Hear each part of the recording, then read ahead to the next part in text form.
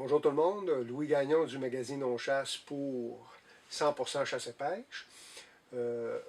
Voici la petite séquence vidéo qui va avec mon article sur les petites terres. Ce ne sera pas très long, ça va être des concepts de base que vous devez vous rappeler. En réalité, les gens se démoralisent souvent en se disant « Ah, moi je suis pas chanceux, j'ai juste 30 arcs, 40 arcs, ou on est 3 gars sur 100 arcs. Il faudrait avoir 2000 arcs, il faudrait avoir 500 arcs. Le voisin a 600 arcs, sont deux, pour ça qu'il tue. » Mais il ne faut pas vous oublier une chose. En réalité, quand on chasse toujours à peu près une arc de terrain. Une arc et demie, des fois 2 arcs. Quand tu es rendu à 2 arcs, là, quand tu es à l'affût et tu vois une surface de 2 arcs, là, ça veut dire que tu vois, si tu es au centre, tu verrais 150 pieds tout le tour de toi, en avant, en arrière, d'un côté. Mais comme l'arrière avec le vent n'est pas bon, c'est le devant, ça veut dire que pour chasser efficacement 2 arcs, tu verrais 200 pieds tout le tour de toi en forêt. D'un bord puis de l'autre et en face. Et un peu plus. Ça, pour moi, ça me dit que tu es dans une forêt beaucoup trop claire déjà. Tu es déjà dans une forêt qui est moins propice à le passage d'un boc mature parce qu'il se sent un peu intimidé, s'il est loin de ses cachettes. Ça commence à être clair pour des déplacements. Il peut avoir un peu de nourriture de par la clarté de la chose. Là, ça peut compenser. Mais vois-tu, le concept, c'est que tu n'es pas en train de chasser 20 arcs, 50 arcs, 200 arcs. Tu es en train de chasser un petit morceau d'un arc, 2 arcs. Et ça, c'est la même chose si tu es propriétaire d'une grande ou d'une petite terre. À partir de là, la différence, c'est que quand tu es sur une petite, tu n'as pas beaucoup d'options. C'est que si tu le scrapes, ton petit morceau, ben là, tu ne peux pas aller dans le bout du lot ou dans le bout de l'autre lot pour ta chasse du lendemain ou du surlendemain. C'est là que ça joue principalement à être sur une petite terre. Pour ne pas scraper une terre, c'est clair et net, il n'y a qu'une possibilité, c'est d'éviter le dérangement au maximum. Tu ne peux pas contrôler tes voisins, malheureusement. Ça, c'est la faiblesse numéro 2 de la petite terre, de ne pas avoir beaucoup de place à varier si tu as scrappé. Et c'est le premier. Le deuxième, c'est tes voisins peuvent te faire plus mal que sur une grande terre. C'est sûr que tu as 30 arcs, ton voisin met un trailer de carottes et de pommes par semaine, puis l'autre bord, tu en as 3 qui, eux autres, rentrent 2-3 poches de maïs et de carottes, là, tous les fins de semaine avec le 4 roues, le même là, le même là.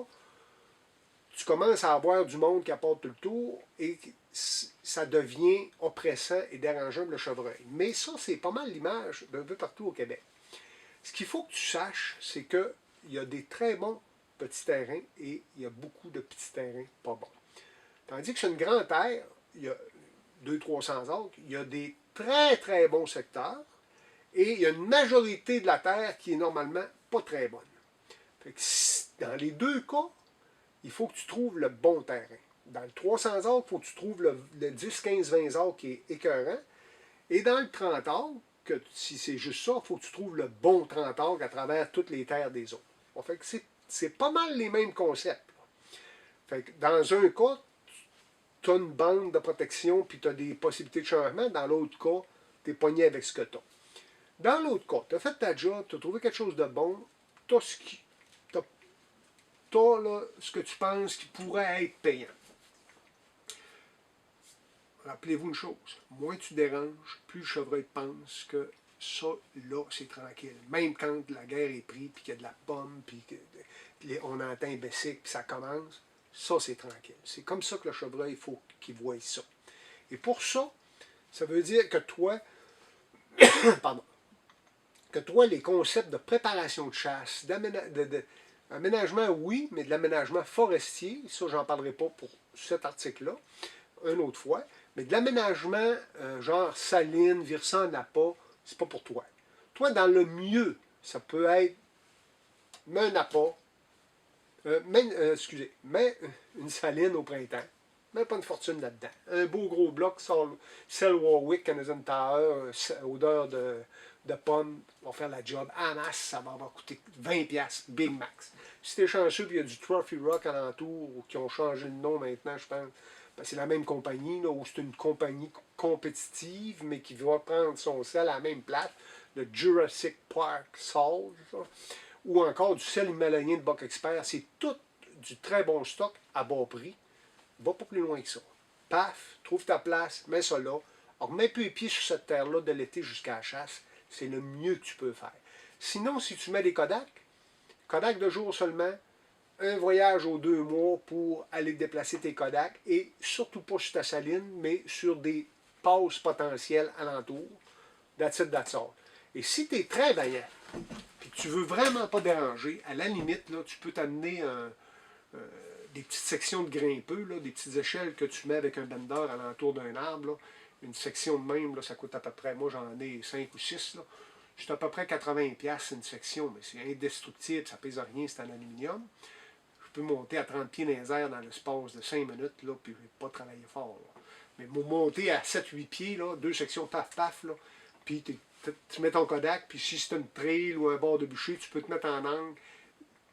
Pas de dérangement au niveau des yeux pour le chevreuil, ça fait quand même une certaine différence. Mais il faut que tu deviennes un apôtre du non-dérangement. Et après ça, ben, quand la chasse va apparaître ou va approcher, il faut vraiment que tu détermines la terre que j'ai. Est-ce que c'est une bonne terre à l'arc, arbalète, ou c'est une terre simplement bonne à la carabine? Qu'est-ce qui va te faire dire c'est quoi la bonne terre? C'est la qualité de la nourriture sur ta terre au moment que tu veux chasser et alentour. Si tu es dans un secteur agro-forestier, puis ta terre est forestière, il y a de la cachette, pas beaucoup de bouffe forestière, puis tu veux chasser à carabine, mais tes voisins, c'est du soya, puis du soya, puis du soya, il n'y a plus de soya rendu à carabine, bien là, ça va être tranquille. Là. Fait que toi, pour tirer avantage de tout ça, il faut que ce soit à arc et à arbalète, fin septembre, quand il y a encore du soya d'intéressant, puis que le chevreuil n'est pas déplacé pour d'autres cultures. Et c'est ça que je dis quand il faut que tu te poses la question, quand est-ce que ma terre va être à son maximum pour être chassée? Et c'est là que tu chasses. C'est-à-dire que toi, ça se peut que ça va être une terre bonne pour l'arc ou bonne pour la carabine, mais parce qu'elle est petite, elle ne sera peut-être pas bonne pour les deux. Puis il faut que tu comprennes ce concept-là. Et après, c'est une question de vent, de vent, de vent. Comment rentrer, comment sortir, toujours à bon vent. Et finalement, mettre des jours de chasse. Beaucoup, beaucoup, beaucoup de jours de chasse. Je citais Charles Norris récemment, qui va en Alberta et il nous disait que dans une de ses présentations, qu'il y a des journées qu'il voit 10 bocs.